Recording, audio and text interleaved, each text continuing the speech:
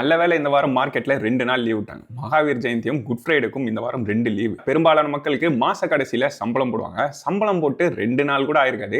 Already பாதிக்கு பாதி காலி பண்ணிட்டு மெசேஜ் அனுப்பிருக்காங்க. அதாவது போன மாசம் பாத்தீங்கன்னா மாச கடைசியில மார்க்கெட் நல்லா விழுந்துட்டு இருந்தது. அப்போ பார்ட்டிசிபேட் பண்ண சம்பளம் வரணும்னு வெயிட் பண்ணிட்டு இருந்தாங்க. நேத்து மார்க்கெட் விழுந்த ஒரே நாள்ல பாதிக்கு பாதி சம்பளத்தை ஆல்ரெடி இன்வெஸ்டும் பண்ணிட்டாங்க. வரக்கூடிய ஏப்ரல் மாசம் ஃபுல்லா மார்க்கெட் எந்த அளவுக்கு விழுன்றது யாராலையும் ப்ரெடிக்ட் பண்ண முடியாது. அதனால நமக்கு தெரிஞ்சது ஒரே ஒரு விஷயம் மட்டும் தான். நமக்கு 30,000 ரூபாய் வருமானமோ இல்ல 40,000 ரூபாய் வருமானமோ அதுல எவ்வளவு இன்வெஸ்ட் பண்ண போறோம்ன்றது நமக்கு தெரிஞ்சிருக்கும். உதாரணத்துக்கு ஒரு நபர் மாசத்துக்கு 40,000 ரூபாய் இன்வெஸ்ட் பண்றவரா இருந்தா வாரம் 10,000 ரூபாய் பண்ணணும்னு டார்கெட் பண்ணுங்க. சோ தட் மாச கடைசியிலும் மார்க்கெட் கீழே விழுந்திருந்தா பார்ட்டிசிபேட் பண்ண கையில காசு இருக்கும். அவசரமா மொத்தமா டெப்ளாய் பண்ணாதீங்க. ஒருவேளை இதுக்கப்புறம் மார்க்கெட் விழாம போயிருச்சுன்னா என்னன்றதான் பெரும்பாலான மக்களோட பயமா இருக்கும். யோசிச்சு பாருங்க, 2-3 மாசத்துக்கு முன்னாடி மார்க்கெட் எங்க இருந்ததோ அதை விட இந்த பாயிண்ட்ல ரொம்பவே அட்ராக்டிவா இருக்கு. இது ரொம்ப வேகமாலாம் ஓடாது. உலகத்துல இந்த பாயிண்ட்ல நிறைய மேக்ரோ எக்கனாமிக் பிரச்சனை இருக்கு. அதனால மார்க்கெட் நிறைய வாய்ப்புகள் கொடுக்கும். பணத்தை ஸ்டாகர்டா இன்வெஸ்ட் பண்ணுங்க. மொத்தமா ஒன் கோல் இன்வெஸ்ட் பண்ணாதீங்க.